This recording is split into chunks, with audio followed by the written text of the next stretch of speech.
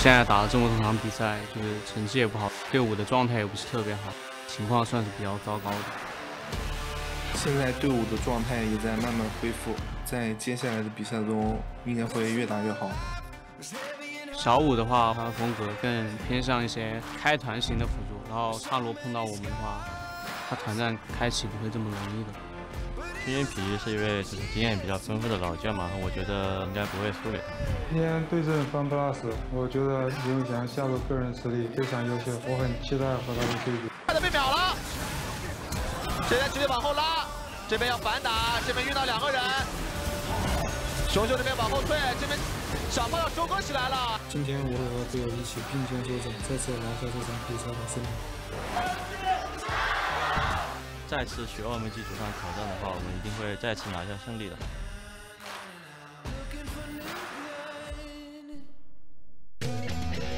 Good afternoon, ladies and gentlemen. Welcome to today's broadcast of the LPL. We're going straight to the Chengdu Arena, the space arena of sorts, where OMG will be playing in front of their home crowd, go up against FunPlus Phoenix in their final battle of regular conference play. OMG were able to represent the LPL last year at Rift Rivals, unfortunately not being able to make it there today, but we also have teams playing in Rift Rivals playing later on tonight. Hello, I'm Matthew Stewart, joining me is Clement Chu, and we're going to bring you the first set for today, which is going to be Vici taking on OMG taking on FunPlus Phoenix. What's going on here? I can't do names anymore. Names are difficult, so let's just look at all the names in the LPL instead, with the standings, because after last night, only one team is left undefeated in the LPL, and that is going to be Rogue Warriors, RNG, Invictus Gaming, as well as JD, and now in a three-way tie.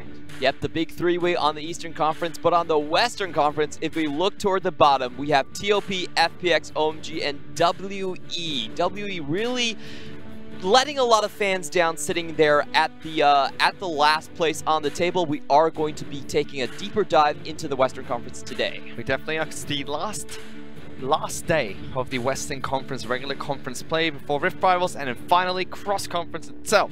So first match, no, it's not VG, that's OMG going up against FPX in the first game, followed by Snake taking on TOP, and finally, to round us all up, to bring us into Rift Rivals, will be EDG taking on RNG later tonight. That will start at 2, 5, and 7. Sorry, EDG taking on Rogue Warriors. I can't do words. 2, 5, and 7. China Standard Time will be those 3 matches, and all 3 of which are going to be played from 3 different arenas. We start at Chengdu, then we move on and finally go into Shanghai for the final arena, live here from the Super Brand Mall. Yep, even though EDG versus Rogue Warriors wasn't our match of the week, it is still a very high caliber game. You should definitely tune in and watch that. SMLZ versus iBoy. Both of these teams are going to Rift Rivals, so super hype match. And SMLZ was able to go to Rift Rivals last year, but he was on the roster of OMG, who'll be playing in the first match of today at the arena in Chengdu. Now, they don't have SMLZ anymore. They're going up against FunPlus Phoenix, but they brought in a new AD carry of P, who, after 465 odd days of not playing in the LPL, he's back, and he looks really good in the roster of OMG. Oh yeah, he definitely looks very naughty, which is what his name does imply right there. He had a tremendous series versus TOP,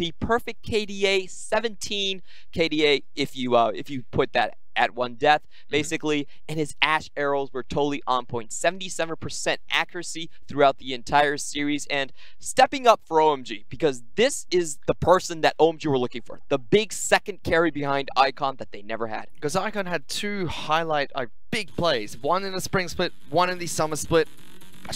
P. These Ash arrows come in. Oh, make it stop! From downtown, tagging out Goon, definitely giving him a bad day over there, and it really didn't end there. He consistently hit arrow after arrow to complete OMG's pick composition. They gave him a very good win condition, and he showcased that if you give him the tools, he will deliver. 1 ward, 2 ward, doesn't matter. You're still getting the Cassiopeia. Nocta jumps back in. OMG looking really good with their new AD carry. Oh, this one's my favorite. He even knows how to predict flashes, Clement. This was absolutely disgusting. Mundo, you know go where you please. You stop. You stop right there, because there's an arrow coming right for you. P with a highlight reel of performance when he picked up Ash. He also went on to play Tristana against TOP.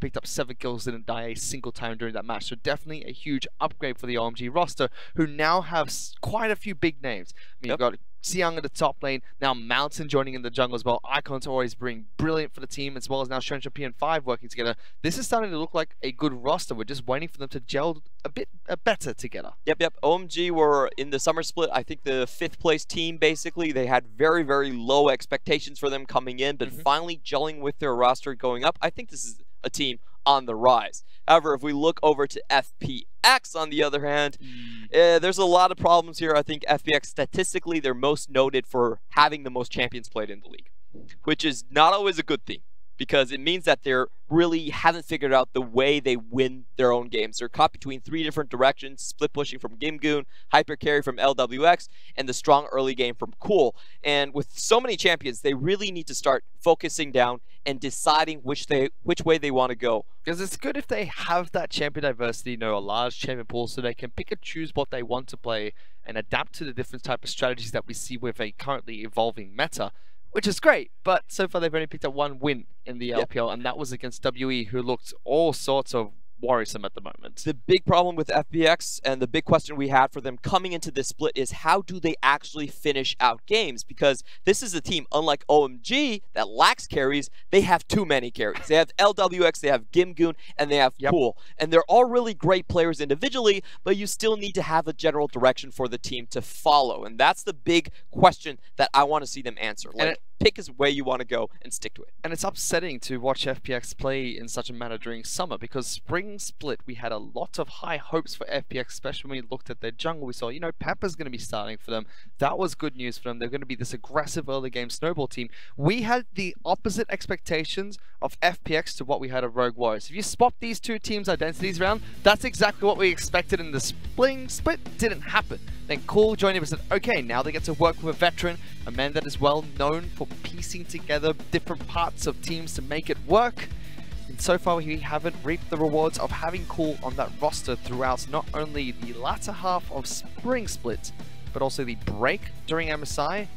And now they're not doing too well during the start of summer split either, currently 1-4. Yep, the trade has not worked out for them. In fact, it's actually taken away their early game power. FPX is a team that does like to go for those blue side first picks. They play the Zoe and the Zins out a lot of the times, but Xingyi, the new jungler for their team, really hasn't been living up to the hype. Instead of being like the calm shot caller that gels all of the carries together, he's just been kind of lost in the noise. Like, we haven't seen him have a standout performance, and at this point, Pepper going to WE has actually made both teams worse.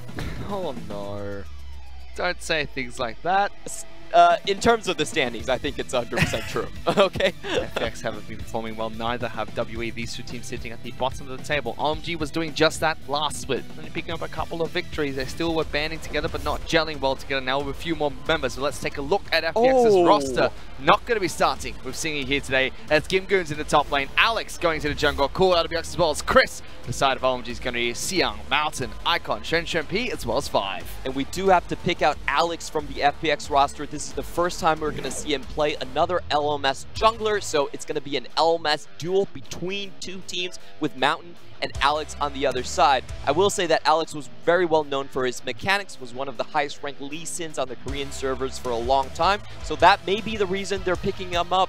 They say we want to go early aggression with Cool and Alex. What's going on? First, Casa comes over to the LPL, and everyone's like, man, I miss playing against Casa. I miss beating up that four. Come on, Mountain, get in here. Alex, get in here as well. Let's go. Now they get to play against each other. Yeah, but Alex, I do have a couple of question marks. If he was a benched player on J-Team, did not fit into the starting roster, in fact. He was very good mechanically, but people had a lot of doubts about him with his communication and with how well he gelled on the team. Now, him coming to a different region, of course, the language is not going to be a barrier, but there's still a lot of things that he needs to adapt to, and I'm not really certain about this. This is not something I'm going to go out and say, okay, he's from the LMS. Oh, the expectations are here. It's more middle of the road, and he still needs a lot of things he needs to prove. Because we only just started watching Xingyi play for the roster, so very curious to see if Alex is going to make any huge changes.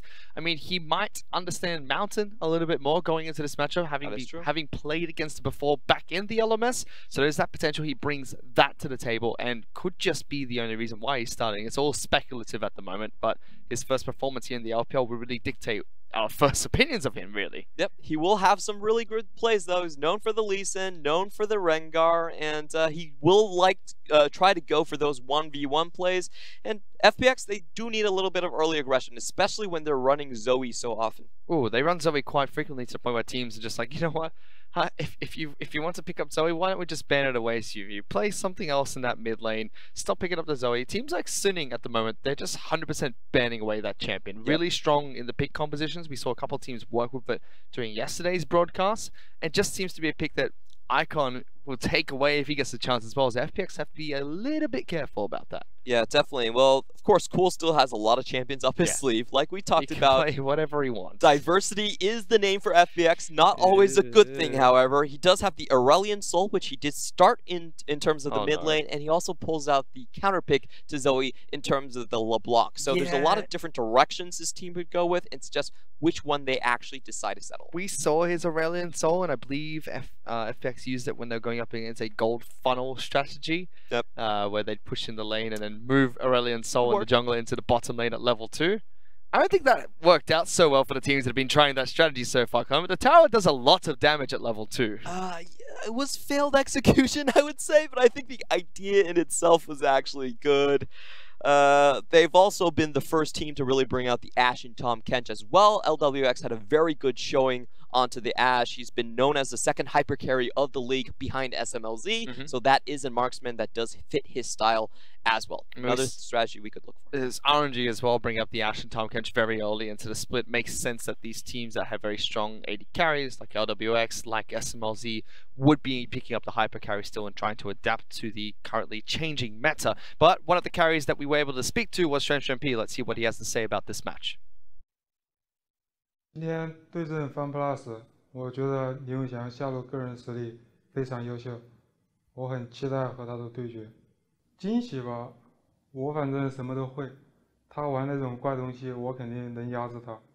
我还是比较期待正常的 AD 对决。 Well, he prefers to have a normal AD carry against AD carry match. I'm sure LWX thinks the same, but the meta currently says that that might not be the case all the time. Nope, LWX definitely has played a lot of mages. The Vladimir, the Ryze, the Yasuo as well. He's all for experimentation, and you know, I think this guy could bring out anything. We can see them play in different positions too. I mean, last night alone, when RNG played, Uzi played in 3 different lanes. Started in the mid lane, second game was in the top lane, then was played in the bottom lane. So who knows? FunPlus might not get his wish of actually going up against LWX in the bottom lane. But we'll have to see what these 2 teams draft, because they're going into game number 1. FPX taking on OMG. First 3 bans coming out from FPX were Rakan, Zoe, as well as Swain, Nocturne, and Camille. 2 jungle bans being thrown at Alex already. Oh, yeah, definitely. Alex is known for kind of playing those carry type of junglers. And on the other hand, Mountain has been favoring a lot of the Cinderhulk champions from like the Olaf and the Trundle type of picks. We do see the Aatrox being locked in for Gimgoon already. Very early. We saw that being played by Rogue Warriors Invictus Gaming last night. Duke picked it up. NEG debuted their counter of the Malphite against it in a big matchup for them. We've seen them play it. We've seen Let Me play it before, but very big counter into the Aatrox top lane, but something we don't usually see. Tahm Kench immediately picked up for 5 in the bottom lane. OMG deciding what their second pick to go with it will be. Ooh, and it's going to be Ashe. FunPlus gets that pick once again. Yeah, he has great accuracy on the champion, and we've been seeing this duo between Tahm Kench and Ashe, incredibly good laning, and also you can catch your own plays. It's kind of like throwing a ball off the backboard and dunking it yourself. Great in terms of team mobility and catching people out with the arrow and the Abyssal Voyage. So when you see what FPX are going to decide to pick up against it, Braum is their first lock-in. We haven't seen too many Braums go into the bottom lane. In fact, been more of a mid-lane based champion. So who knows, this could be a gold funnel strategy coming out from FPX. Lucian is still up, so we have seen that bot lane combo go out. It is a good counter in terms of going up against the Ashe, so they're leaving their options open on the table. So far, it's really difficult to tell what FPX is going to do. They've played too many strategies to count. It is difficult to tell. Lucian Braum still a possibility, but Ashe Tahm Kench incredibly safe in that bottom lane. However, Graves has been picked up. Now, we won't know if it is a strategy of gold funneling onto this Graves until we see the lock-ins later on. This does look like exactly what we think it would be, and Malphite gonna get locked in here. Great last game night from Let Me yesterday, getting the lane domination against the Aatrox with the attack speed slow and doing absolute work in terms of the team fight. OMG already have themselves set up for a great catch and pick type of composition. 3 games played in the LPL, Clement, and already 3 victories. Not, you know, stats don't really lie. Very strong champion at the moment, just people sleeping on it. Going towards the Trinity Force build as well. We used to see Malphites go either, you know, pure AP or pure tank. Now throwing Trinity Force into the mix of it for damage as well. Yep, he does have very good base stats in terms of those attack speed buffs, so he does work well with the Trinity. And just to mention, his high win rate is due to the fact that he is primarily a counter pick. He goes very well into the Aatrox matchup. For Aatrox's only point of damage is his auto attacks. And his E will slow down the auto attacks significantly. Makes sense when 2 champions on the side of FPX that have already been picked up rely on those auto attacks. Even Braum, to a certain extent, will be relying on just that. Waiting to see what the last few picks for these 2 teams will be, because Morgana and Kai'Sa banned out by OMG. Rides as well as Sejuani taken away by FPX. I think this is a great comp for OMG because it sets them up very well for Icon to pick up an assassin. He is our premier assassin player. He is known as the Rockstar. And when you have so much pick potential, do you know what you want with your comp? You just want more instant damage to follow it up with. But first they pick up their jungler. Mountain's going to be picking up Olaf in the jungle, which means Icon gets that counter pick last to see what they're going to be playing for the side of FPX. Question here is, do they pick up a secondary support and go for the gold funneling, or is that Braum just going for the bot lane? Ooh. Hello, LWX. Picks up Kog'Maw. It's only been played twice in the LPL so far. And LWX is one of those players that could pick it up. Yeah, he had a tremendous win rate on this. He's the 2nd Kog'Maw player right behind SMLZ. This is definitely something he's been very familiar with. And we've seen the Kog'Maw do wonders with the new Essence Reaver build. You can basically have your W on at all times. Something like 36 seconds. What's going on? Hey, that's not my champion select screen. You bring that back. Riot! Riot! Well, so maybe they didn't want the Kog'Maw. Hey! I'm looking behind me, Clement. There's a nice big TV screen. I see a Kog'Maw there. It's a beautiful butterfly. But I don't see a Kog'Maw in my game. It's quite unfortunate. We do have a lot of these technical difficulties from other arenas. Of course, playing out from Chengdu today. Not happy. What's going on? Does that say that he traveled quite a long distance to get here? Yeah, he said that he took 3 days and 280 kilometers. 3 days? 3 days? He probably did not travel by air. Man, he was riding a horse to get over to Chengdu. Oh yeah, he definitely wants to see his OMG boys. Like, OMG is one of those teams that still has a lot of fans in the LPL. They were known as the Dark Galaxy team, basically. Look at their arena. Yeah, they're space themed, and they're also, their brand has always been the bad boys of the LPL. You know, they fight super hard, super rough. They basically gave the LPL the identity for their aggression. So, you know, a team that goes back a long time, has a lot of standing fans, even outside of Chengdu. Well, we saw that OMG picked up Malphite as a counter into the Aatrox. We're still not sure what's going on with Champion Select, but we'll let you know as soon as we do know. But we can show you what happened last night when Let Me picked up the Malphite in the top lane. Because we thought Shen Shenpi was a walking highlight reel. Just watch what this man could do with Malphite. You know, seemingly old champion, very simple, very easy to use. And then suddenly, Let Me just hits you with the 4-man knockup. The 4-man, you know, just casually. I love how he timed that with the GA as well. There was a lot of factors going into that play. Just the distance to get all 4 people and the timing to get the Aatrox when he stood up from the Bloodwell as well. That was just a treat to watch. It was. He had 3 more, I believe, of those fantastic ultimates during the game, all of which helped put RNG further and further ahead. IG were fighting back quite strong in that matchup. Let Me decided that he was having none of it.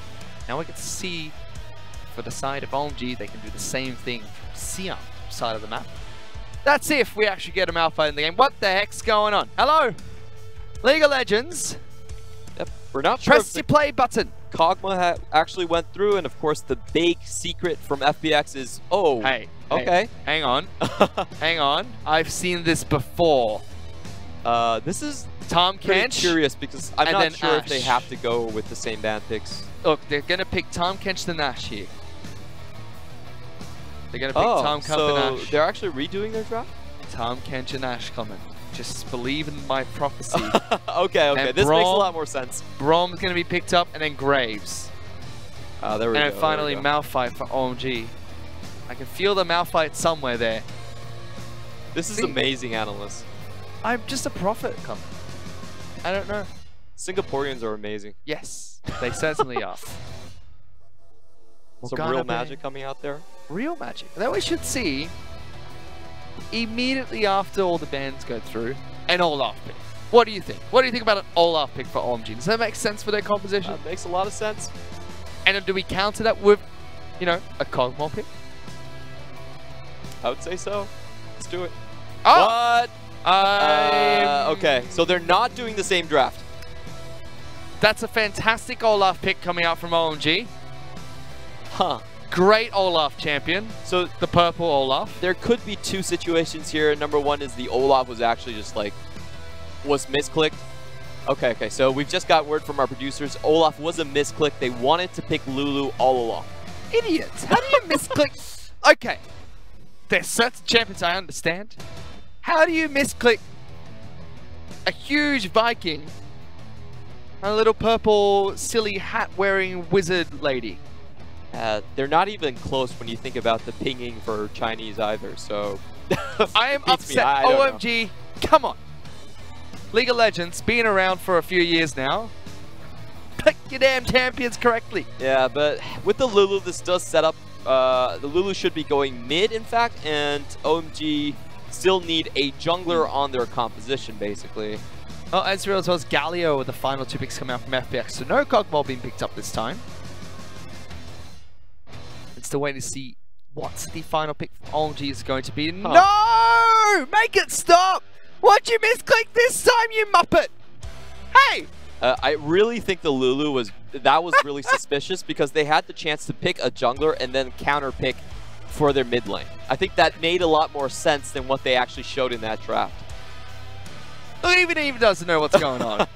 Coach of OMG is like, hello.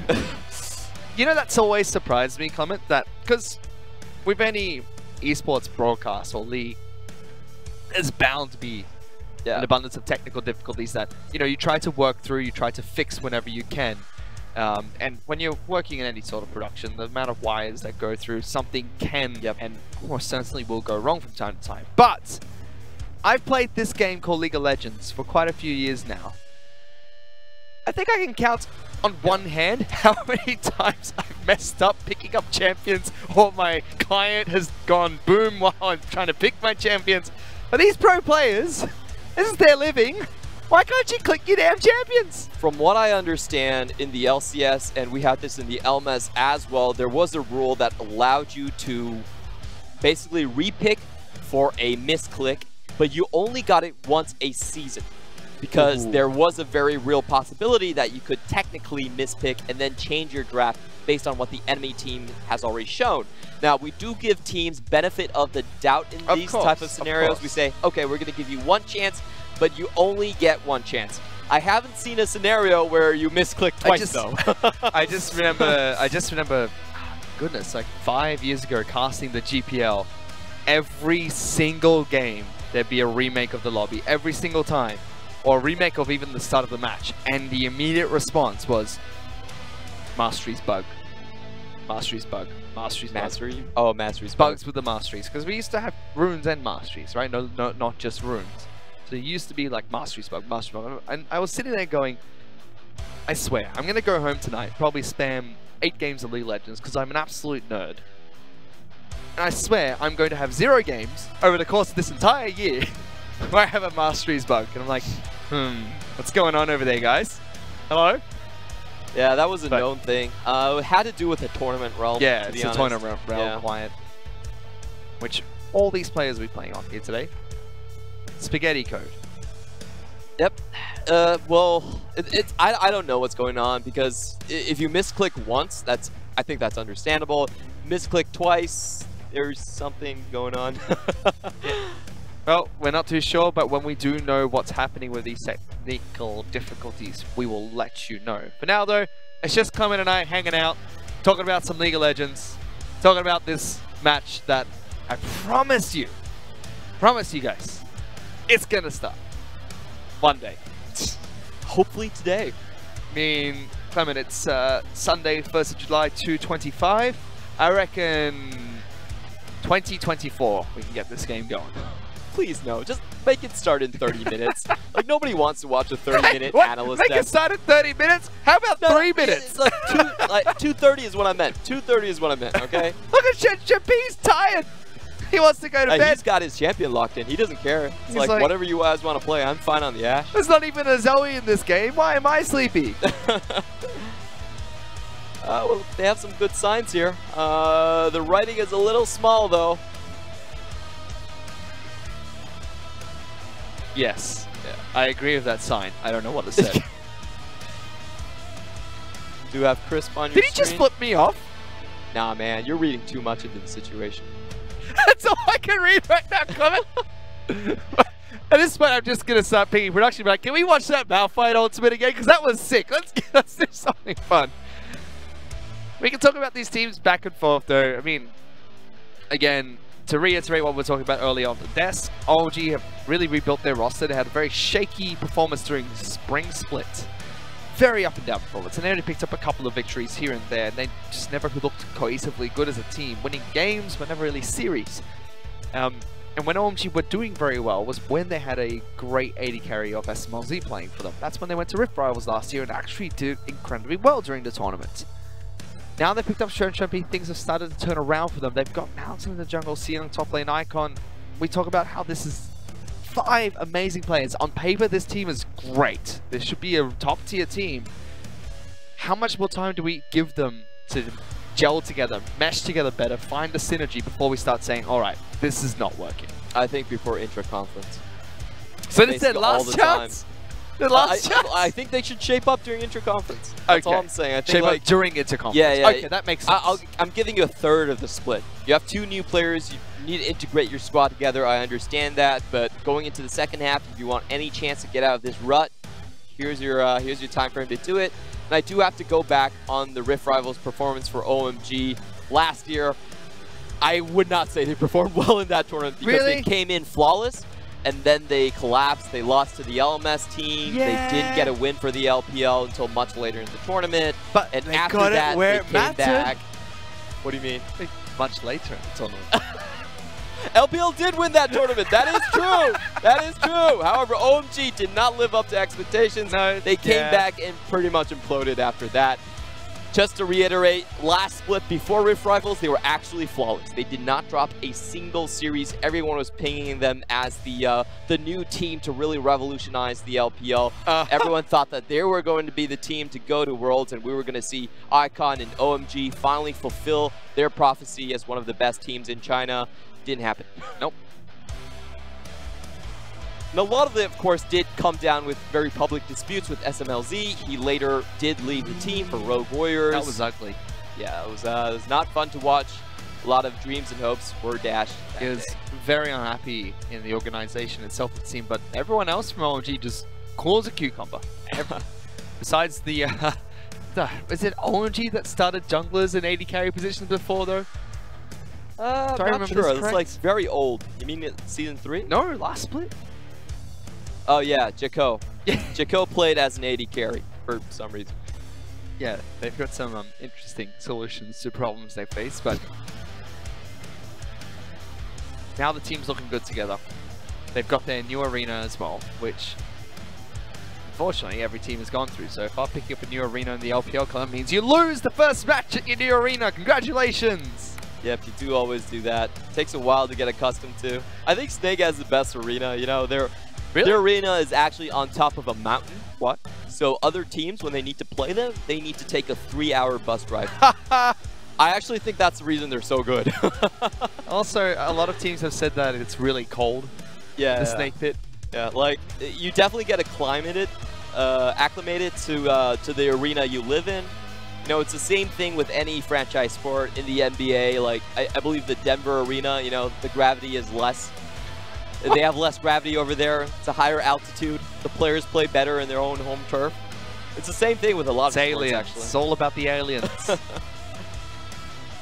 I went to the LGD arena in Hangzhou. That was really nice. It's really cool because they've set up their arena to house them, basically all their different esports teams. Every single title that LGD represent in esports, they've got pictures of their players, merch for their players, everything is set up there. What people don't see is that it's in a mall, okay, like a shopping mall. Like, yes, for example, the Shanghai arena here is in the Super Brand Mall, a really big shopping mall in Shanghai, right on the Bund. Very nice location. Similar to LGD in Hangzhou, but it's not the type of mall you'd expect. What do you mean? It's a furniture mall. Well, so you can walk up from the first floor all the way to the 4th floor buying everything you need for your house in terms of furniture, and then you get to the last floor and it's the cinema as well as LGD's arena. and that's why they have the best chairs in the entire LPL. Oh, they man. do. They've got They massage are in a chairs. furniture mall, but That makes sense. that's the cool thing about China right now is wherever you see a mall, there's a very high chance that there will be an esports stadium inside the mall. Like, esports is a big thing, e-commerce is a big thing, and malls are lacking people. They actually have a very hard time getting people to walk in the door, so we're actually seeing tons of esports stadiums all over China being built in malls just to attract people, to get them out of their houses. Because there's not too much reason in Shanghai to basically leave your home to go to a physical mall. shopping is actually a thing of the past in China at this point. Like, I found it, because like I grew up in Singapore. E-commerce is a big thing there as well, where you can order basically anything you need, but it does come at a slight cost. Yeah. Not expensive. To our American viewers, it might be like a $3 US delivery fee or something to buy a meal, or if you get your groceries delivered, things like that. But coming here to Shanghai, things are just so quick. If you order something online, you can expect it to be there within the first 8 hours 3 is days. usually the turnaround time. 8 hours the turnaround time, but if you don't get it on the day itself, 2 to 3 days it'll be there. Yep. If you're buying from a buyer in Shanghai and you're located in Shanghai yourself, you can expect your package around 8 hours. That's how fast things move here. So a great city to be in. I think our entire casting crew has been pretty happy about the move here. I live with Rusty and FLICKR, and every night, if they're both out, you know, in the living room or having dinner or something, like clockwork, I'll walk out and be like, anyone want some fruits? Take out my phone and actually order fruits to the house. I'm like, this is amazing. It is. I don't have to walk 3 kilometers to go to the nearest fruit store. I just press a few buttons. I've got fruits in about 10 minutes. It's fantastic. A couple of cool fans here in the stadium. They say that their target has been selected and they're ready for liftoff. Of course, hoping for, this is the Space Arena. They are hoping for Icon to take them towards the skies. Elon Musk would be proud. Is it Elon Musk or Elon Musk? I think it's Elon. Oh, man. He's probably going to see this now and he's going to hate me. He's such a cool guy. I don't want him to hate me. Elon sounds more Martian. That's more Martian? Yeah, that's where his name comes from. It actually comes from a sci-fi. Really? Yeah, yeah. And that's his goal in life. That's a become a Martian. great way. Oh, to colonize Mars. The riot office in Shanghai is in a big office building, of course. Right below it, there is a Tesla store. Oh yeah. No, electric cars are actually a big thing in China. Yeah, I mean, there's a lot of. I think it's their second biggest market for Tesla. I just realized we do give a lot of subsidies for electric cars. I just realized something. I noticed this maybe my second month into moving to China, which was because JD.com is such a big thing in China. There's even an esports team, JD Gaming, a big e-commerce website. I was trying to figure out what is it that I can't order on the website. I was like, surely you can't order a car. You can order a car. Seriously? You can go to JD.com and buy a car, and they'll deliver a car to you. How does that? Okay, that I makes don't no know. sense. I don't have that amazing. kind of money to throw into a car.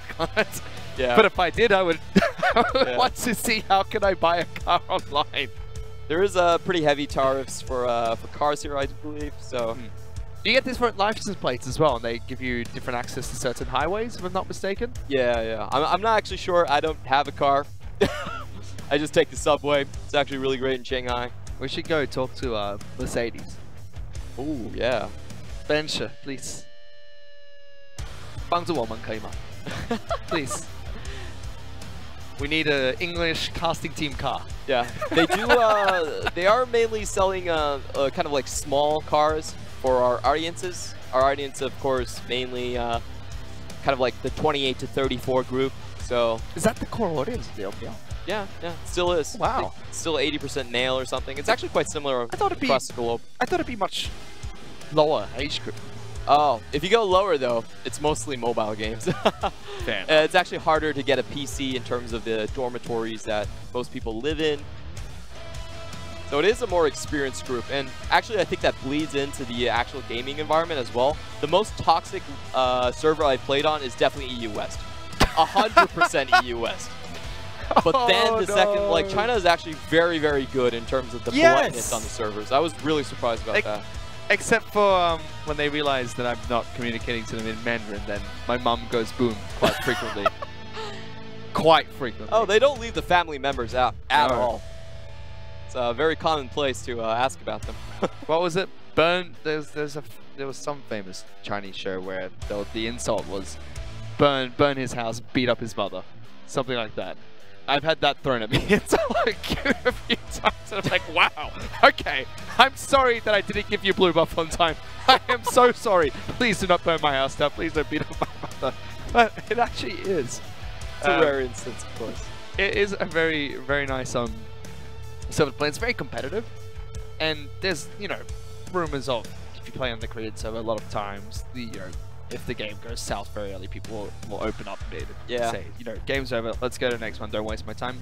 People fight back, try to, you know, come back in the match no matter what. It's pretty enjoyable to play on. Looking at you, Oceania. What are you monkeys doing? Come on. I've never played on that server. Oh, Heard about you guys talk about it. Does not sound like a fun place to be. What an experience. Not sure. I enjoyed when I duo queued with FLICKR, as when we were like, we're plat 1, plat 2 at the time, duo queuing. Like, yeah, you know, let's play a couple of duo queue games. Walk into the match and we're like, ah, that's Sin Juves, you know, the competitive jungler for an OPL team. Great. He's going to gank us 10 times in a row now. Ah, so you guys actually, is it just because the server population is pretty small? I'm guessing it's the server population. I'm not too sure. Playing against pros would not be a fun experience. You can't learn anything from it. They're just too much. Yeah, too far ahead. No. I can learn something from it. I'm bad. When the World Championship was in. Oh yay, we're getting back in. We should be the same. Into game. We should have the same picks, I've been told. So let's just let them run through it and see what happens then. But when the World Championship was last held in Korea, the group stage, well, one of the group stages was in Singapore. And when the players flew down, I got to play against Yellow Pete, and I can't remember what his support was. I got to play against them twice. That's on the tip of my tongue as well. Come on. I know who he is, but I can't remember his name. Yeah, it's on the tip of my tongue as well right now. Twitch chat's probably spamming who it was, but back when they were playing... Crepo. Yeah. Back when they were playing in Singapore. Was it? I can't remember. Back when they were playing in Singapore, I got to play against them twice. First time I learned that I was bad. Second time I learned that I should just quit playing League of Legends. I actually played again with Froggen when he came to Taipei back in Season 2. Easiest game of my life. Had his Anivia, 17-0-1 scoreline. Didn't have to do anything for me. When you're playing with pros, it's actually great. Really? All the pros I've ever played with, I just trolled the heck out of me. I'm like, nah. But let's run through the ban picks a little once more, just for the viewers that didn't see it. Same that we saw before. So it started with Aatrox, and then we saw Tomcatch Ash being picked up immediately by OMG, Braum, and then Graves coming up from FPX. Finally, a Malphite pick for OMG. And then from there is where we're like, okay. Yeah, we're not sure what's going on. Now, if one of you picked the wrong champion again, I am personally going to put my microphone down, fly over to Chengdu, and smack you. I would like to see that. I will do it. Can I get there in time, you think? It takes 3 hours. If it goes to game 3, I'll get there. Yeah, if they play some long games, definitely will. So now the bans will come through. So Morgana being banned out from the side of OMG. Rise taken away by FPX. They're really targeting Icon's champion pool. Kai'Sa taken away from LWX. And it's joining the final ban. This is where we're not sure. First time we saw the Olaf pick, then we saw a Lulu pick. So it is going to be the Lulu pick for OMG. It's a bit of a weird selection process. We usually see OMG hang on to the last pick just for Icon. And then Kog'Maw being locked in for FPX as their AD carry of choice. With Karma. Oh, okay, so this answers our question. It is a gold funnel composition that's coming out from FPX? Or is it? No, it could just become a mid lane. It could be, but I think it makes more sense if you have the, like, 2 hyper carries in a sense. So that way... Yeah. So that way you have more targets that have to be focused down for OMG. If you only have the Kog'Maw, I actually think OMG has a very easy time just killing him. They have to Malphite the Ashe. Well, let's see if they do actually funnel gold onto Graves or Kog'Maw, because double support's being picked up. 3 carries coming up inside of FPX. Their final pick was Trundle in the jungle. So we have Lulu in the mid lane being picked up by Icon. Huh. Alright. So, does look like FPX are... it's actually not certain. They could swap around their positions. We have seen Cool play in the bot lane instead of the mid lane. So they've been trying a lot of these things. It's not the first time they ran a similar gold funneling strategy. It's up in the air. Like the most common assumption would still be Karma going mid. Yep, just being a mid lane champion. Like Lulu. Yep. Like Lulu's a support, but not a gold funneling support. You expect if that was Karma in the bottom lane, then yeah, it's going to be a gold funnel, but we'll have to see how they play it out. Because Graves is a champion that can take those resources. What do you think is the right way to actually run this composition? I actually prefer the Braum in the mid lane, to be honest. Okay. I think you do give up a lot of early pressure, but it's a more stable composition in terms of the late game. You have 2 people you can rely on instead of the just 1. And also, Karma is still a better lane with Kog'Maw compared to Braum. So I would prefer that. We have seen them run this in the past. Cool has been playing into the bot lane position before, but I think the safer bet would still be for the Karma mid. Oh, Clement. We were close. Up to 30, 241 though we got in. Yay, 11 minutes off. 40-minute analyst block. We did it. We are top tier analysts of the world. The Lulu Trundle does not make a lot of sense to me. Why? Because Trundle is actually considered is countered by the Graves. You cannot contest the Graves in any way. Graves will always get away. Because he's ranged? Yeah, he's ranged. He typically has a red buff, and of course the smoke screen that you have to walk through makes it basically impossible for you to catch up to him. Can't see anything either. It's not fun. And there are really no tanks on FPX's roster either, so the Trundle is a pick that I'm kind of surprised by. It's a pick that they do run quite frequently, but it is used for the dueling potential, and you don't have that potential in this draft. So I actually kind of feel like OMG was forced into it because of the prior drafts. I don't know the details of the technical difficulties that they were running into. Tell me more about the Lulu though, because you said it was the combo. So we'll talk about that a bit more, because we're actually going to go on to Champions like for this first match. We got there, took us a little bit of time, but we will get into this game. OMG sticking with the Ashe Tahm Kench combination. We still see the Kog'Maw coming out from LWX. They're playing it a hyper carry. It's a champion that he's well known for as well. Let's get on to the Rift. Game number 1.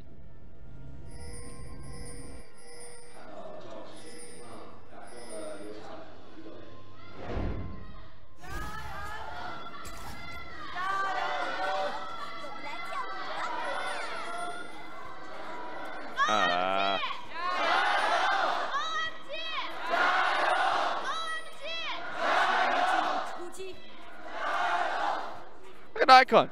Every time the crowd cheers, he spins around in a circle. That's nice. Good synergy coming out from OMG's mid laner. FunPlus Phoenix as well. Guys, blue side first, 3 chants each. Not blue side 7 chants and then let OMG. Come on! It's a democracy. It's not anarchy here. We chant together as one as the LPL. Come on. Yep.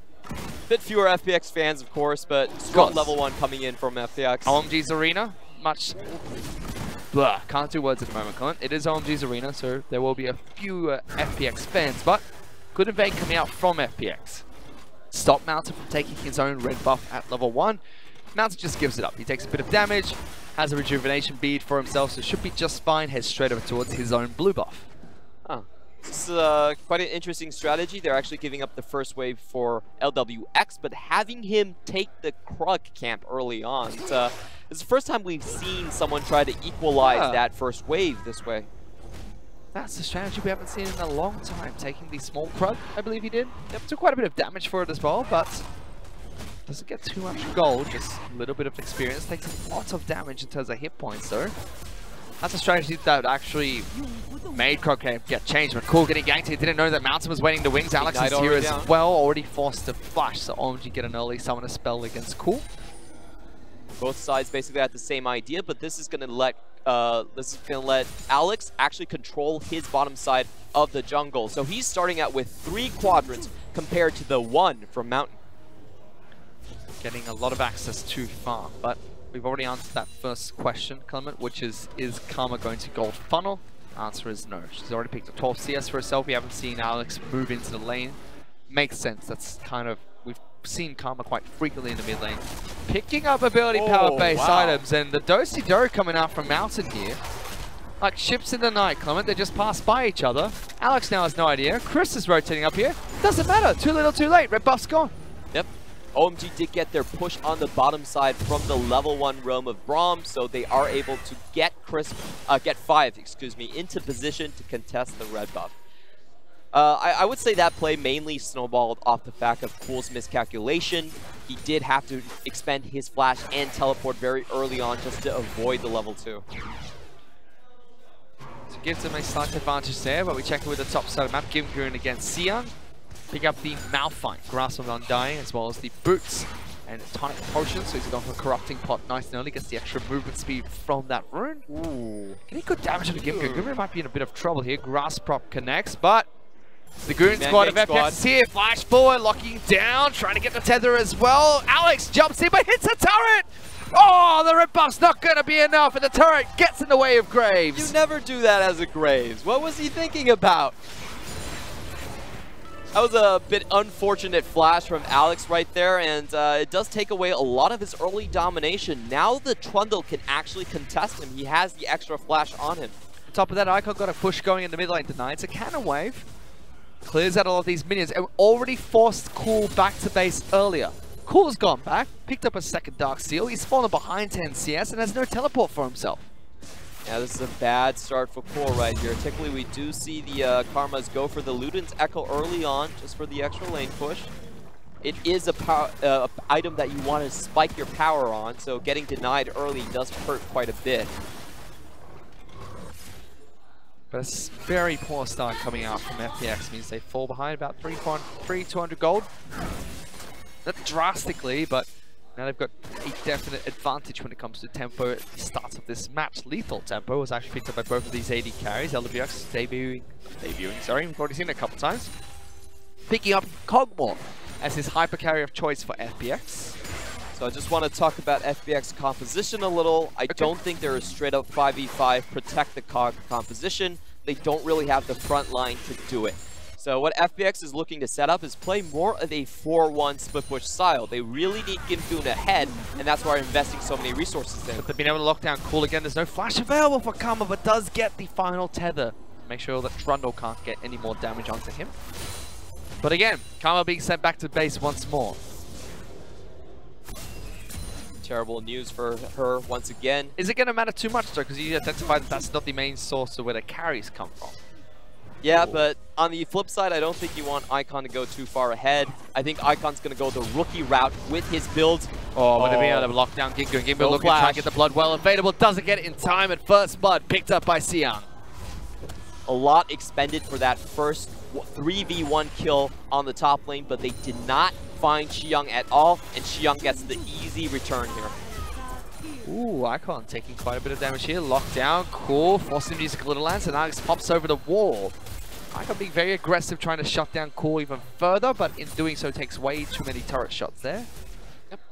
was trying to go for the FLICKR, which is constantly harassing someone when they're trying to back and getting a lane lead for that, but he was called out on that. I think it was, to be honest, I don't think he should have been that aggressive, especially when his jungler just swept through the top side and found out that Graves wasn't there. So a bit of a misplay there. Could have held on to his advantage a bit more. Mountain actually gets the jump onto Alex. He has the the flash. attack is ticking, and a good pillar comes out of Mountain. Flash goes forward, nom nom nom. Jump goes the Trundle, and Mountain gets a solo kill onto Alex. And everything is snowballing off of that first failed attempt from FPX right there. They are trying to play the 4-1.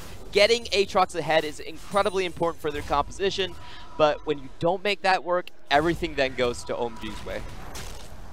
They made sure that Mountain had a good start in the jungle despite his red buff being taken away at level 1. Followed up with him stealing his own red, now tracking this Graves quite well. Almost feels like FPX now solely relying on LPL in the bottom lane. Having a good laning phase so far against P's Ashe. I have to say I don't envy his job as the sole carry of the team at this point. He's fighting against a Malphite and an Ashe Arrow. Ooh. The best position for a Kog'Maw with a Karma Shield is actually in the front line. But you can't play in the front line when you're up against this type of composition. Ashe is going to teleport back into the lane. Ignite is ticking onto 5 and exhaust onto LWX. Alex going to try and join this one too. P wants to keep going, but they get the kill onto 5. Good flash, however, coming out from Ashe to get back to safety. Alright, that was a horrible play from 5. He absolutely mistimed how fast the teleport would come down towards the bot lane, and they had no idea of where the jungle actually was. So that was a complete throw on 5's side. That's a stopwatch available now as well, but probably not worth it to use in that situation with the gank coming out from Graves. P stays alive, burns his summoner spells, however, does get a good back to base with picking up the Bilgewater Cutlass. LWX with his own kill. Berserk Greaves, nice and early. Looking towards the components of what seems to be a Blade of the Ruined King first.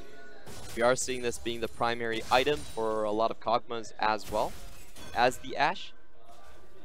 If I was 5, I wouldn't even flash there. Like, once you see the Graves, you know you're dead either way. Like, save it. It was a boneheaded play. Don't go into the sunken cost fallacy. Costs him his summoner spells and his life. It's unfortunate, but that's the first part of the map we've actually seen FPX being able to attack against OMG. But for now, it's just been a stalemate. So you're talking about how FPX really want these hyper carries to come online. Graves will have a lot of damage. Aatrox should be able to deal a lot of damage with LWX. Cool and Chris protected. And what do we see from OMG? They've gone for a lot of hard initiation and a couple of supports as well. I think OMG's composition is a lot easier to execute. It's basically a 5v5, and whenever you see Kog'Maw in the front line, you just instantly engage. But P in a very bad position here. Caught out, no ultimate available, no flash available. 5 tries to save him. Teleports are coming in for FPX to continue this fight as well. Stopwatch being used by Tom Kench. Has great health available, but P falls first. 5 may be able to get out alive as the pillar will be able to stop the rest of FPX from advancing. They lose their AD carry. Consecutive mistakes coming out from OMG's bot lane. This should not be happening. Actually, Ashe and the Tom Kent should have a fairly easy time in getting away from the composition. They do have the slow, but just being caught out repeatedly in no man's land where FPX can rotate first. That's it's a weird chain of decision making. I also really dislike the position that 5 let out the Ashe. He could have spit him over the wall instead. Was not able to do so. May have run straight into that teleport coming out from Karma as well, but it's a kill nonetheless. They still get the pick. Could have been P's decision right there as well. Yep. A little bit unfortunate in this case. They're actually going to give up the bot lane tower purely because of mistakes. So this has just been a game of mistakes so far, it seems. Bottom lane is going to fall in favor of FPX. They now take the goal lead for themselves, but the early game was in favor of OMG through FPX's mistakes, top side of the map. Top against bottom at the moment. Now it's going to try and do what he can to pick up Rift Tower for himself. It's always an uncomfortable situation when you have your Tom Kench and Ashe locked into the bot lane. If these guys get ahead, they have a lot of global pressure. If they fall behind, however, a lot of times they need to use their own ultimates to get back to lane or to secure their survival in terms of the laning phase. So this is a lot worse than it seems on paper. It has a lot of effects for the mid game where FPX should be able to dominate. Chris flashing forward. That's very aggressive from FPX. Even Cool joining as well. They lock down Mountain. Good damage. Lulu Ultimate comes through and he's dead. They got the Rift Herald, but a surprise gank comes out of FPX. Good follow-up from Chris right there. Very difficult to get away from him, especially with the Winter's Fight slow. And OMG, the entire map will continue to pay the price for those bot lane mistakes. Icon now taking some damage, but you're right. Bottom side is starting to pay for those mistakes. LWX, 2 kills being picked up on this Kog'Maw already.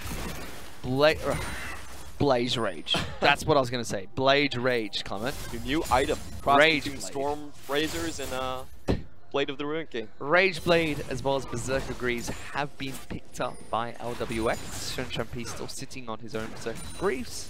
Small correction there. Of course, that is the Blade of the Ruin King. Oh, goodness sake. I said it wrong the first time, and I corrected myself into even... Yeah, I hate that item now. That item's banned. Oh, Shunshampi. Taking a bit of damage, but good save coming out from 5. Keeps him safe. Don't face checky bushes. I mean, they have no vision of anyone on the bot side. This really shouldn't continuously happen to the bot lane. Of course, FrenchMP only played 1 series with OMG so far. The communication with 5 might not be on point so far. No, it might not. But his Ash Arrows have been on point. We haven't seen any of them in this match. FPX attacking that bottom side of the map means that Shunshampi hasn't had the opportunity to use his Ash Arrows. However, OMG throwing Rift Herald into the mid lane, looking to push for the first turret for themselves, and they're going to be able to get it, equalizing the gold.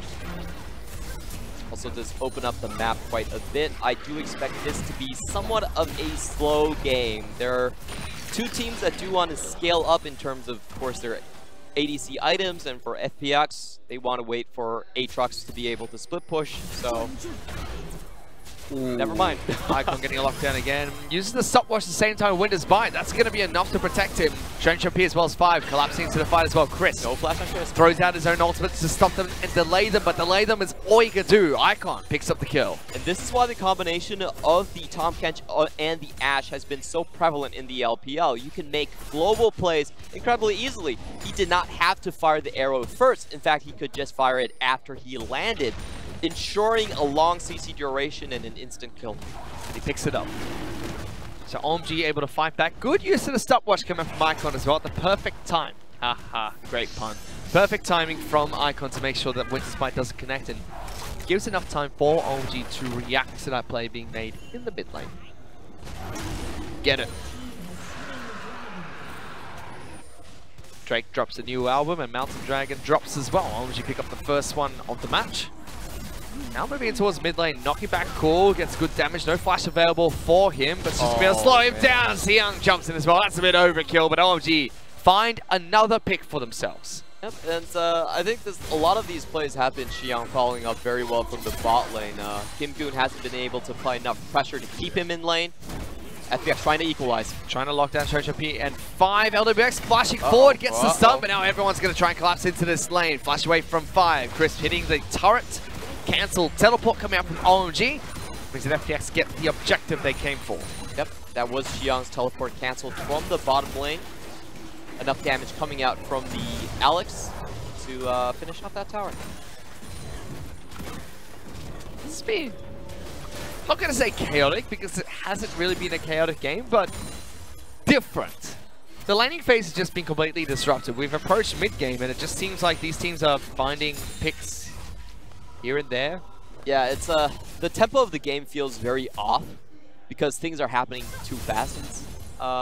Basically, a lot of the mistakes snowballed very heavily from both teams, and we're looking at 15 minutes where the map is essentially wide open, and both teams are trying to farm up, but at the same time, there's so much space for them to make plays as well. So it feels a bit off. It feels that they're playing faster than they should in places that we don't really expect. Yep. And from that, it just means it's meant that it's been an even game because they're attacking based on the side of the map that has made those mistakes. It's trying to capitalize and put more pressure down on the opposite side, but because they're opposite sides of the map, both teams be able to fight back. Decisive, OMG, probably not too worried because their bottom lane was one that faltered. They provide a ton of utility, but for FPX, top side, there's 2 carries, bottom side only 1. Just to give this game a little bit more structure, what FPX are waiting for is the Aatrox split push. He will be able to do that once he gets the Rage Blade. It's going to give him a little bit of a magic damage to his profile as well. Of course, getting the Conquerors down there helps immensely against tanks. The Blade Trade will be a big pickup, but there's a big fight in the mid lane. P not able to assist 5. Lockdown, can't even use the great health for himself. That was just too easy. Honestly, like, 5 with no flash, 3rd time being caught out in the middle of nowhere. That was a good dash coming out from Alex. Gets away from the ground slam of Xiang, denying the auto attack. Sorry, the auto attack speed debuff. But you're right, a little bit too easy for FPX there. Catching out 5, out of position. P tried to kite it back, but just didn't do enough with the Braum Shield. I mean, he's going up against a Kog'Maw with a red buff and a Blade of the Ruin King, and he turns around and tries to lick people. I mean, that's just... 5, hello! he has not been playing well this game. Like, just way too many just careless mistakes. That's completely unnecessary. Very different coming out from 5 as well. We normally know him to be one of the solid supports in the LPL, especially for the side of OMG. It's been the main initiator. Tahm Kench is his best champion by far. Just an off game, and players have off games. We see it all the time. It actually looked like Ning was having a very off game last night against RNG. It's same as sports, really.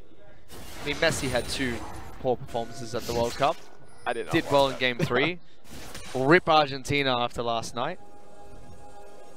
I was upset. I'm upset about this game. Like, why are you upset about this game? 'Cause I feel like I've put up a good narrative for OMG to follow. They have a great 5v5. You know, they did the early game really well, and then they threw most of it away by plays that there was nothing to analyze there. You know, it's like so 5 walked up and died, and he did it 3 times just in one game. We're not even at 20 minutes. No. Soon. And it's like throwing the entire structure of the game out the window and say, hey guys, I'm going to decide our fate. I'm going to be the difference maker in this game, but not in a good way. Just follow the, you know, the LPL approach to everything. Build your narrative and then expect that 80% of the time that's not going to happen. I'm really upset, you know. As an analyst, we expect games to go one way. That's not the moment. Game's still dead even. Gold's about 1,000 in favor of FPX. Next Dragon's going to spawn in a minute. Baron shortly before that. And it's gonna be an Infernal Drake. I think this is going to go in FPX's favor. The 2-item spike is much stronger for the Kog'Maw compared to the Ashe. If he gets his Guinsoo Rage Blade and the Bork, it's much, much better than the typical Zeal item and the Bork we see from the Ashe. Of course, you can't synergize crit if you're going Bork first. So, much better item build for LWX, and of course they are ahead in terms of the carry items. It should just be a Hurricane, Ashe looking to attack multiple targets, make use of her focus. Whereas for the side of LWX, he'll be happy with his 2-item power spike. Gimgoon. Ooh, Gimgoon walking into this. Takes some damage, but he's okay. Mountain spots out Alex as well as Chris rotating. 5 and P. Going to rotate down. Is it me? Oh no. Sorry. I was going to say, is it me? Or is his name actually just Shenshun? But realized that the screen that we're looking at just cuts off the last 2 letters of his name. He's definitely P. That is his actual name, and he just kind of doubles the characters as he sees fit. Sometimes it's PP Shen, sometimes it's P. And like we expected, stronger power spike on FPX's side. OMG. Easy Dragon. Yeah. They just don't want to contest at this point. OMG tried to capitalize on them being split with the Tahm Kench ultimate, but they couldn't catch anyone off guards. Once FPX grouped, not much you can do there at the moment. So where are OMG looking for their power spikes? If LWX has spiked now, where do OMG spike? I would say... Never. Yeah, they're not really about power spiking. They're more about the compositional counter. So if it comes to a 5v5 late game and the two teams are on even gold, I do expect OMG to have a much higher win rate.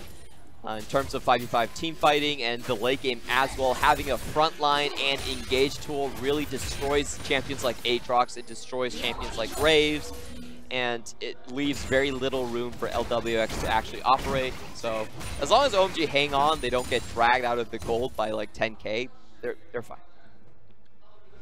If they hold on. Yeah.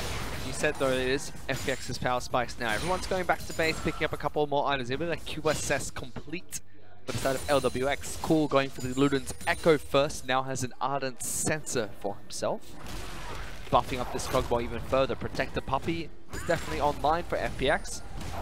Curious to see what they're going to be able to fight over. They've got an Infernal Dragon for themselves. Potentially they can set up around Baron and try and force a fight there. Would be pretty dangerous. I do think they want the Gimgoon split push to start working in their favor. They could try to burn a teleport from Xiang first before they go for that play.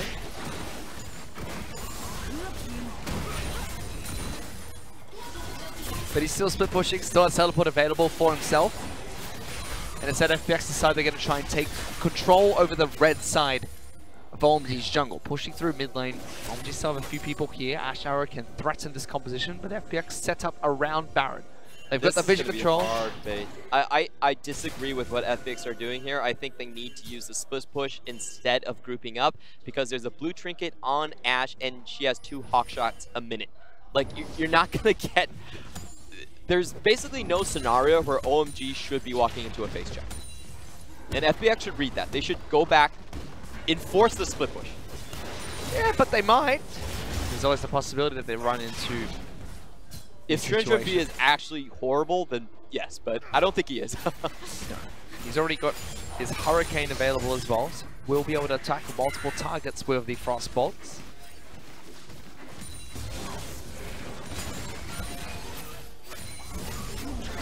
Instead even, FPX still setting up for Baron.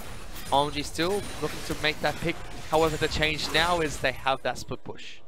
That is there now. Gimgoon is going up against Xiang. And we do see Xiang going for the potential Triforce as well, just like Let Me did yesterday. Gives him a lot of dueling power against the Aatrox, and the reason why he's a counter is if the Malphite gets far enough, ahead far enough, he can actually shut down the Aatrox completely. It's not like a Fiora matchup where Fiora will always come online at 3 items.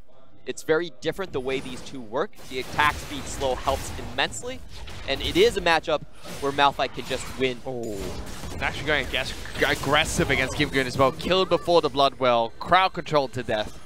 OMG get another kill for themselves. Are they on Baron? They're on Baron. They're going to try and capitalize on Icon not being there. There is a teleport, however, from Force the bot lane. A teleport out of Xiang. He's going back to base, but he's on top of wards. 5,000 hit points. Mountains here. Get flashed into the pit. Do they stop damage? But now it's stopped. But Ash Arrow is going to connect from Shenshun P. Xiang joins the fight. Flash is available. Could go for a 4-man knocker, but instead, Baron's so low. They keep aggro for now. They might just try to take it for themselves. Mountains inside the pit. 5v4. Alex going to try and go in against his former enemy from the elements. Does he get it? No, he doesn't. No. Mountain's going to take it away for OMG. They turn onto the Cogball. Shenshun P gets the double kill. And big turnaround of the fight for OMG. I have to say that was a horrible play from FPX. They were fighting a 4v4. The Malphite did have the teleport. And even without the Malphite ult, there was enough hard CC that they would have been trapped inside the Baron pit if they wanted to go for that play. So I think they needed to cut their losses right there instead of going for the risky Baron play immediately, and it backfires. Did backfire, and OMG just marched straight down mid lane. Shenshun P moving forward aggressively. Good damage onto Chris. Gimgoon and Cool can't hold off this OMG squad. We'll lose the inhibitor for it. Inhibitor's gone. Bottom lane, outer turret's ready to be taken. Inner turret's still there as well. Cool's actually going to try and stop them from getting back to base. Darkflight comes out from Gimgoon, trying to lock it down. Icon in trouble. Good pillar coming up from Mountain, as well as a save from 5. Can they get out alive, however? Because LWX is here, teleported into this matchup. Scrying over spots out Shenshun P. Couple of members going to go back to base and start it. Oh! Chris gets in. The big biceps flexes once again. Now Shenshun P needs to try and kite away from this. Get out of this somehow. He's going to teleport. Can he get out in time? They find him, but they kill him before the teleport completes. Unfortunate play from OMG right there. They actually split up to take the Raptors. I would have preferred if they backed out together, but good on FPX for realizing that potential opportunity to get themselves back in the game. Denies a few teleports, but still a massive lead for OMG. Here's that fight once more. Did come down really close to the wire, but FPX were on the back foot starting from the fight. They get a bit of damage on P. No damage to follow up. Their great exhaust onto the Kog'Maw takes away most of his W timing, and they lose the smite in the meantime. LWX, the shotgun, so close to the opposition. It was quite easy to take him down. He does, however, sneak an Infernal Dragon away for FPX, so they have 2. But they're up against a 4,000 gold lead that's been picked up by OMG. Banner of Command even complete for Tahm-Kench. Double BF sword. Locked in for P. And Athene's. Sorry, not, yeah, and Athene's and an Arden Sensor being picked up by Icon with the Ziggs Harbinger being picked up by Mountain. So they can buff up this AD carry quite nicely.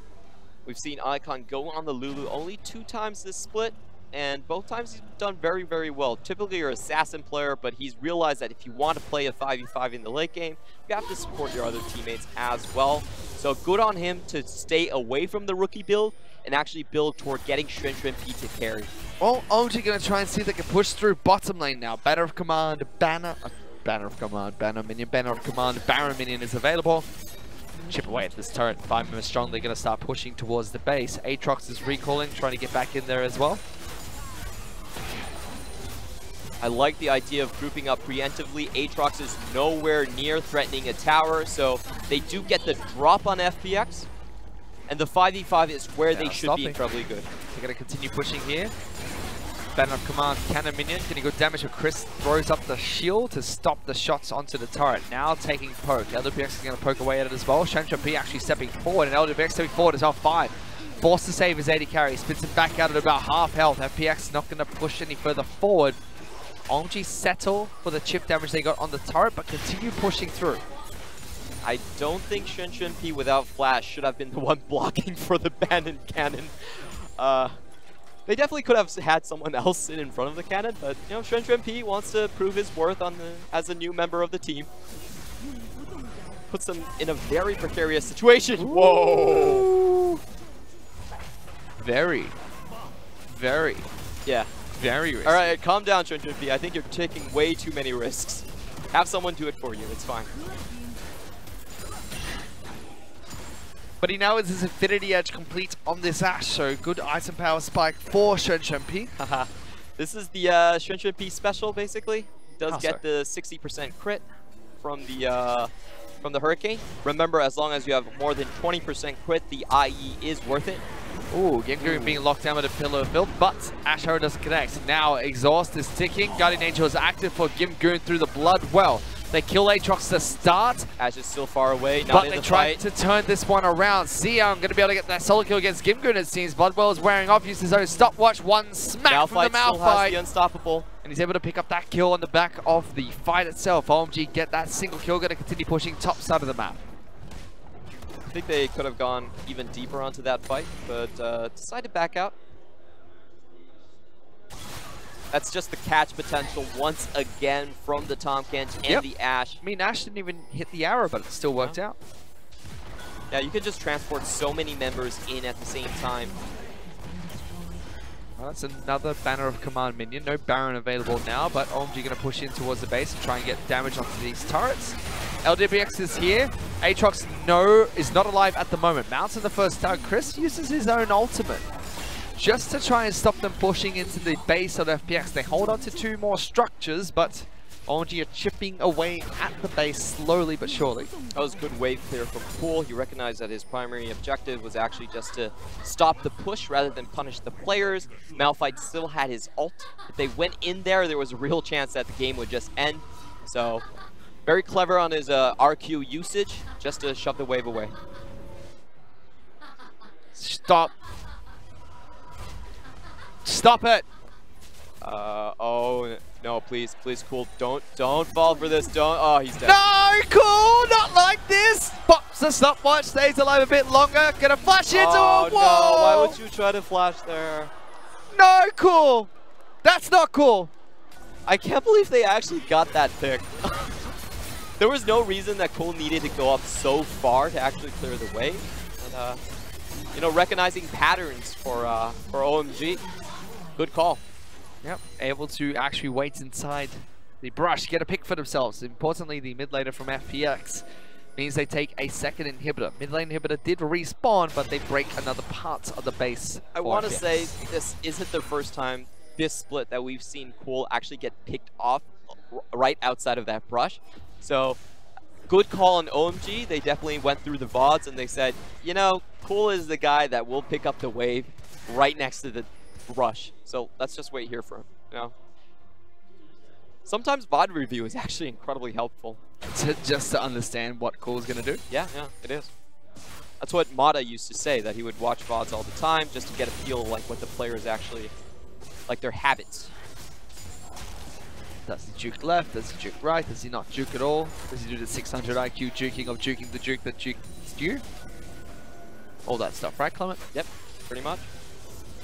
Baron's up and online, and immediately OMG decide that it's their time to try and set up around the objective. Control ward's being dropped down. All right, that has to be an F on communication. So Chris right there had to replace his control ward because someone else placed it in the spot that didn't get it. It's like, do better, guys. They might get the jump here onto Alex, but Siyoung's not into the fight. Everyone from the side of FPX grouped up. I believe OMG could just straight up start the fight and win. Siyoung's here. Felt like he had opportunity earlier, but decided not to take it. Chris, his positioning is very good here. He's keeping himself at the front, so even if they ult, it's only one person. That's sneaky. P as well as Icon started up the Baron as a duo. They're not taking any damage whatsoever. Icon is going to be helping him, buffing him. They have no idea. They have to go back to base. The Super Minions in that base alone, so OMG just get a free Baron. What a play. Great acting from Xiang. Throws out the Ash Arrow, connects. This might be a stop them fight. from going to back. QSS immediately being used coming up from FPX. They could just be trying to stop those recalls, get more damage onto the Nexus turrets with the Super Minions that are pushing in. OMG now Baron buff though. They're going to be happy with what they picked up. They're going to be able to push further into the base against FPX. It's going to be a last-ditch attempt from FPX. They don't have the better composition, but Kog'Maw with double Infernals can make miracles happen. And he's actually going to go! What? The shotgun! Kill P! FPX survive for now, but they only get the single pick onto Ash. That was too easy! The Ash even had the flash! And where was 5?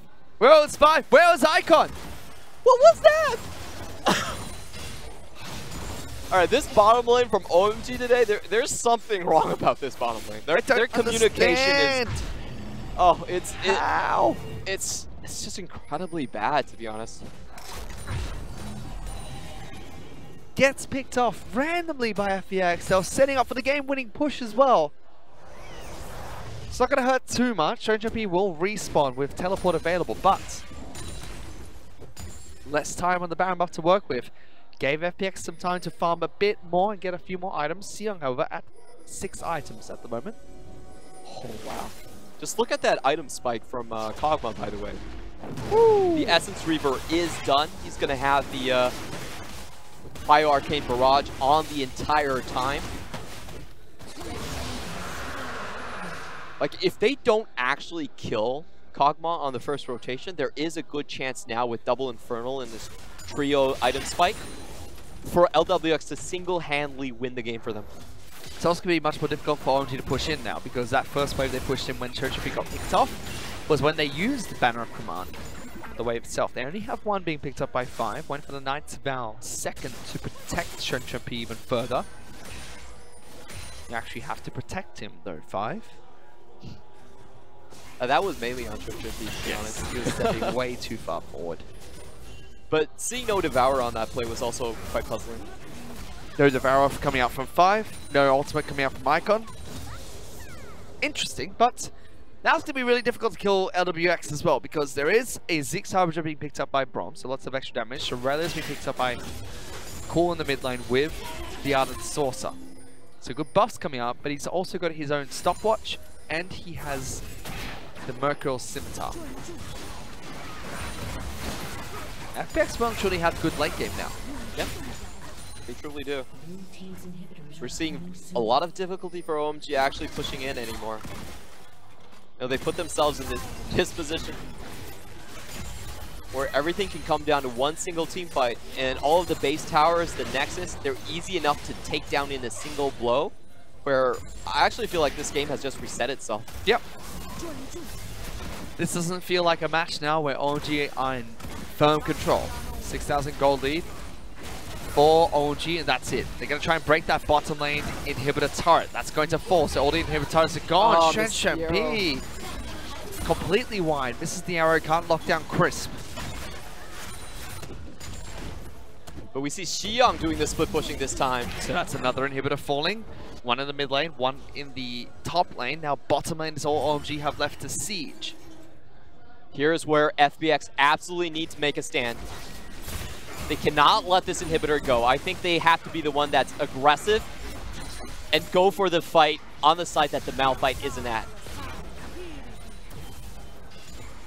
Yeah, but it's only one side for OMG to attack. That's bottom lane at the moment. Inhibitor's going to respawn, but OMG lose Baron buff during this time. I do like OMG's decision to back off. The Malphite was cut off on the top side of the base, so they didn't want a potential, like a power ball, the death ball of FPX to just roll them on their 4-man. Decide to regroup and throw another angle at them. Okay. Now we've got 3 people attacking the top side of the map, allowing Malphite to split push against Aatrox. He talked about this counter matchup, so if that's true, Xiang's going to be able to deal a lot of damage to Kimku, but everyone FPX is going to collapse into the bottom lane, tagging Xiang, but it's okay. And slowly Super Minis are going to crash in towards the nexus of FPX. OMG taking this one very slow, finding an opportunity for the fight itself. Xiang with damage onto the inhibitor, Gimgoon looking for the fight as well. FPX really lacking the engage to make use of their opportunity. They should be going on the 3-man on the top side, but they just don't have the tools to do so. They got it. They got that final inhibitor. Xiang just says, "See you, mate. I'm out. Peace." Next time. Great play by OMG here. I really like the way they shifted their 4-1 in reverse, basically. And FPX, they just got caught off guard. They didn't have the call to go in immediately on the 3-man on the top side. I believe that's the play they needed to do. It could have been like a flash slow from Cool. It could have been a flash in from Crisp. But they needed to pull the trigger. Absolutely needed to pull the trigger there. But now they're staring at 3 inhibitors down. With Baron spawning in a minute, and Elder Dragon. Words! I can't do words today, Clement. I'm very upset. Elder Dragon in a minute and 40, Baron in a minute. That's what's coming back up. And OMG have control over the area of the neutral objectives, whereas from the side of FPX, they have to fight against super minions from the top and bottom lane. Thankfully, their mid lane inhibitor has respawned. I think it's going to be able to pick up the blue buff, but Bloodthirster already complete for Ashe means that these 280 carries are quite equal when it comes to items, both of them packing a stopwatch as well for good measure. These timers are horrendous for FPX. They're staggered in the way that OMG can pick up the Baron and then simply swoop down and take down the other Drake.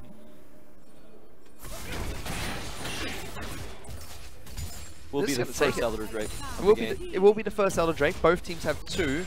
You'd think that FPX would want it a bit more because they have the Infernal Dragon available and they're already winning a couple of these fights. Zeke's Harbinger being complete by the Braum means that LPX is going to get buffed up even further when it comes to damage dealt. Ooh, this is very difficult for FPX. I think they need to give up the entire map because they could simply teleport. OMG could teleport into the base and finish the game at this point.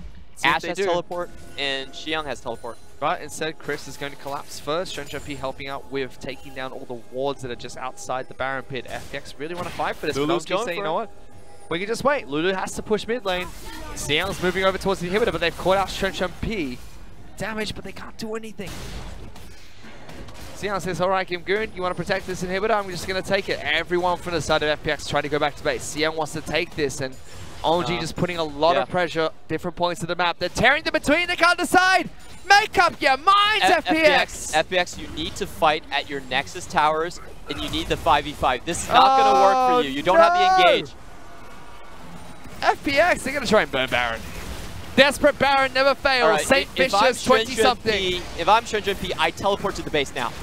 Oh, you're not Shen P, and Shen P says, you know what? I'm just gonna fight these Muppets inside the Baron Pit. 3,000 hit points. Teleport coming in from the Malphite. Malphite comes back. Alex is going to get it. Aatrox is gonna teleport in as well. FPX, what the heck's going on? Now Shen P is going. Oh, what? Too late. This no, is a disaster. Why would I can't watch it anymore. Oh my god. I can't watch this. OMG, why do it now? FPX with Baron. They've killed Shen P. They have empowered back timers. What? Oh my, and they're gonna give them Elder Drake too. Oh, this is the biggest fumble I've ever seen. What are you doing, OMG? The play was so simple.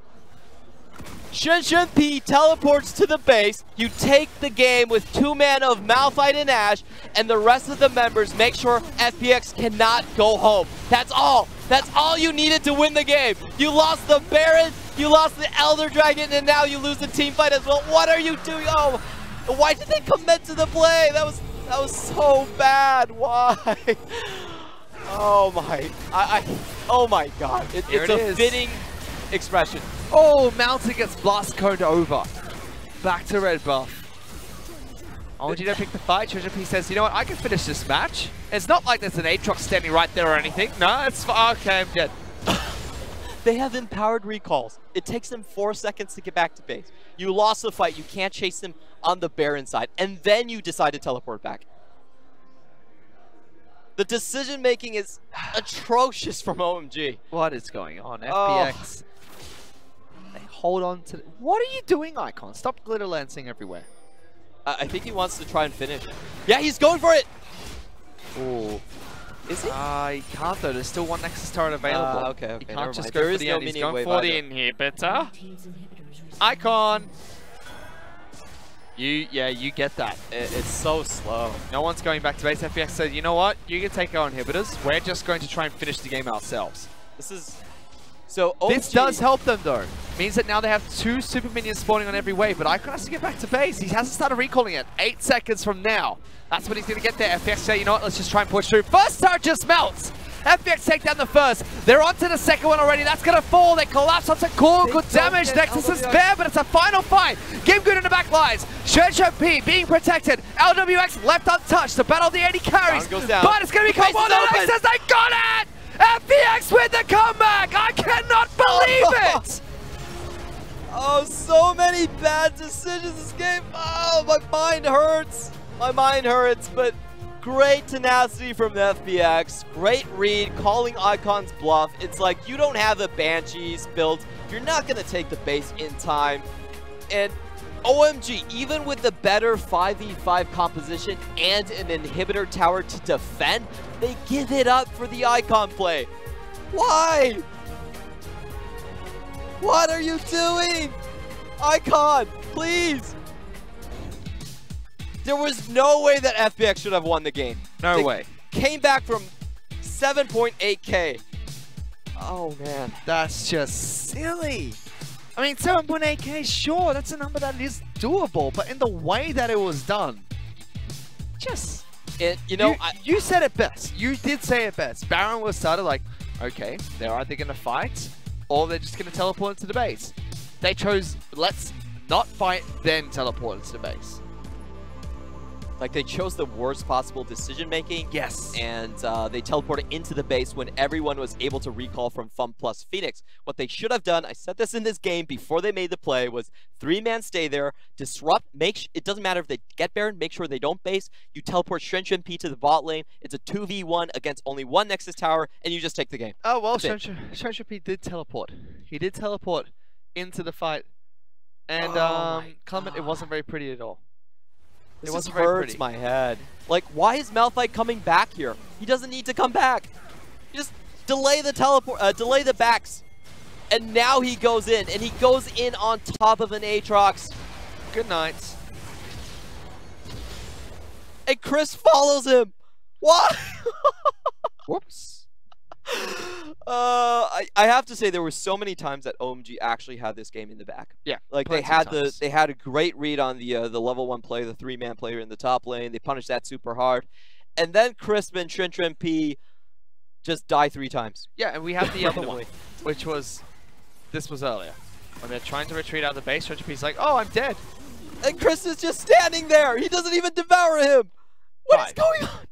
Five doesn't devour. Five. I'm sorry. Five. This game's just silly from OMG. This is a problem with OMG. Both of these teams cannot close games. And OMG has been known to be a very weak shot calling team in terms of the late game. True. They did get Mountain in to fill that role, but apparently the communication between their bot lane and the rest of the team is not there. It's just completely gone. Trenchap as well. What's going on? Oh wow! Like we were impressed with his Ash Hours. His Tristana game was nice to watch as well. Then coming in today, we had a lot of praise for Trenchap. Then he just decides, you know what? We need to win game 1 anyway. I'm just gonna die twice. Let FPX have the chance to come back and force a fight where the item power spikes coming up from FPX were just strictly better at that point. I'm not going to give FPX any flack here. I think they actually did not play towards their win conditions. They set up Baron face checks multiple times against an Ashe with Hawkshot and Blue Trinket, when they should have just been split pushing the Aatrox lane. They didn't do it. They went to the late game where they had to play a 5v5 with an inferior composition in my mind. But they did capitalize on mistakes. They did. We also can take a look at what happened earlier on in the match, especially towards the top side of the map, because things were just wishy-washy between these two teams. A couple of failed ganks here and there as well. Not looking too good for either side. Yeah, this is the big one that really turned the game. This is where Alex flashes into the turret and auto-attacks the turret. That's just not I can't watch that. It's just sad. Graves, remember Graves auto-attacks doesn't go through what you click. It's projectile based, basically. Alex was not a starting jungler in the LMS. He had very good mechanics. Everyone said he had great play potential, but he was kind of just that, just a mechanic. Okay. Yeah. So this type of play from him is not really unexpected. I do wish that FPX can kind of clean up their composition a little bit. If they want to play for purely the Kog'Maw in the 5v5, just get Gimgoon on a tank. It's easier to play. I liked what you said about Alex, though, being a very mechanical player, because like even that top lane gank, yes, it was mechanically strong, just a couple of errors being played there, but the decision making coming out of FPX was weird as well. We saw that Baron play where they tried to execute Baron. They had the Baron technically against OMG. OMG were able to fight back, push them off it, and take it for themselves. It was all around just a very weird game. They have such bad reads right there. That was going to be a 4v4. They were going to be trapped into the Baron pit themselves. They end up backing out and giving the Baron over to OMG. I disagree with Chris' target selection here as well. I actually think he should have tried to disrupt the Baron taking and try to steal from there. But, that wasn't the primary mistake that happened there. They should have, if they want to go split push with Gimgoon, and this has been a recurring theme. Gimgoon, as a split pusher, has not worked for FPX. He has the individual mechanics to win against a lot of the blue-collar top lanes in the LPL, but his communication with the team has just never been there. It's never been on point, and him dying in the bot lane and then the team deciding to go all in into a 4v4 when Baron is against them was just boneheaded move over and over again. So yeah, it was an unorthodox match. It was still a really exciting finish to watch. But LWX picks up MVP after that performance. He played Kog'Maw, played well. Actually, was one of the people that got the damage down onto Trenchap to actually pick up the win. I love that laugh because that's the exact expression I would have after winning that game. It's like, huh? How did I win that game? It doesn't matter. I won. I won this game. It was all me. I picked off the Ashe, we killed Trenchap, and then we just won because we're Kog'Maw. That's basically how that went. It was a very choppy match. FPX as well as OMG back and forth, but the ending was actually quite entertaining to watch. It was. Still first game of the best of 3 series. We're going to go into a break, be back with game number 2 just a bit. 我凤凰的精神就是不畏挑战，燃烧青春。